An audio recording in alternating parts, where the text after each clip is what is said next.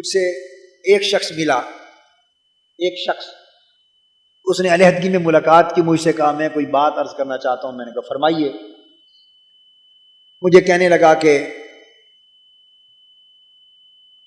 اس نے اپنے کوئی دو چار اور آدمیوں کا نام لیا، ایک خاص حلقے کے تاجر پیشہ لوگ تھے، تجارت پیشہ لوگ تھے، چھوٹے موٹے صنعت کار اور تاجر تھے، ان کا نام لے کر اس نے مجھے کہا کہ فلاں فلاں تاجر کہتے ہیں کہ کتنا اچھا ہوتا قادری صاحب اگر صرف وہی شب بیداریوں کے درس دیتے رہتے، ہم وہ سنتے، درس قرآن سنتے، تصوف کے درس دیتے وہ سنتے، محافل میلاد کی کرواتے، وہ تفسیر قرآن مجید کی لکھتے، واعظ کرتے، تربیت کرتے، اللہ اللہ کرواتے، تعلیم دیتے، تربیت دیتے، اس میں بڑا ذوق اور حس تھا۔ یہ دوسرا کام، سیاسی کام اور یہ سارا، اس میں کیوں پڑے وہ، اس میں نہیں آنا، یہ اچھے لوگوں کا کام ہی نہیں ہے، اچھے لوگوں کا کام نہیں۔ میں یہ سن کے ہنس پڑا، میں نے سمجھایا، میں نے کہا یہ بات اس لیے سوجھی کہ وہ جو جتنی چیزوں کا نام لیا، بس دین کو ہم نے زندگی میں صرف اتنے حصے سے متعلق کر دیا ہے، بقایا سارا حصہ ہم نے دین کے ہاتھ سے نکال دیا، دین کے ہاتھ سے نکال لیا ہے۔ بقایا پوری زندگی پر اگر ڈاکو مسلط ہوں، شرابی مسلط ہوں، چور مسلط ہوں، قاتل مسلط ہوں، گولیاں چلانے والے مسلط ہوں، عزتیں لوٹنے والے مسلط ہوں، رشوت لینے دینے والے مسلط ہوں، ناجائز سفارشوں والے مسلط ہوں، ظلم کرنے والے مسلط ہوں، ناجائز کام، ناجائز نظام چلانے والے مسلط ہوں، بددیانتی کرنے والے مسلط ہوں، جھوٹ بولنے والے مسلط ہوں، ہمیں وہ قبول ہے، ہم نے یہ ذہنی طور پہ قبول کر لیا ہے کہ زندگی کے یہ سارے شعبے اچھے لوگوں کے لیے نہیں، دیندار لوگوں کے لیے نہیں، نیکوں کے لیے نہیں، یہ ایسے لوگوں کا کام۔ ہم نے اپنی زندگی ایسوں کو، ایسوں کا معنی سمجھ گئے نا جی، ہم نے زندگی کے وہ سارے شعبے جان کر ایسوں کے سپرد کر دیے،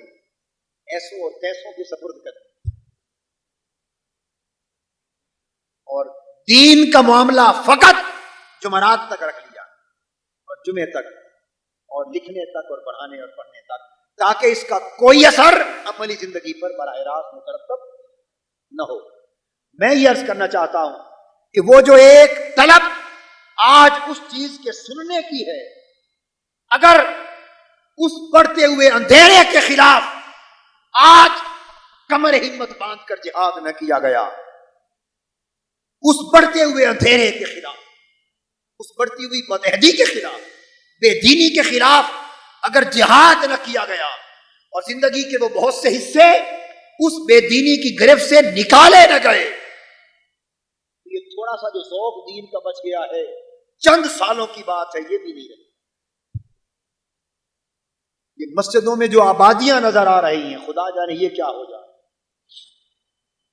قرآن مجید میں ہے، اللہ رب العزت نے ایک اصول دیا، اللہ کے اصول ہم اپنی سوچ سے غلط ثابت نہیں کر سکتے۔ اللہ پاک نے فرمایا لولا دفع اللہ الناس بعضهم ببعض لہدمت، سواد میں ہو وبیع وصلوات یذکر اسم اللہ، اگر ہم اللہ پاک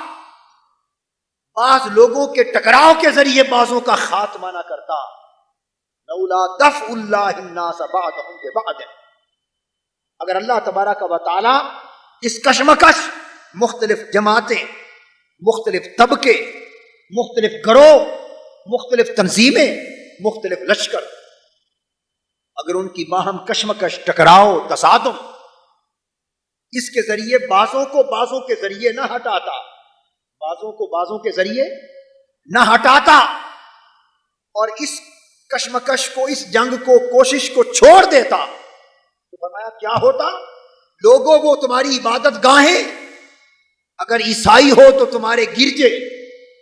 یہودی ہو تو تمہارے کلیسائیں، اگر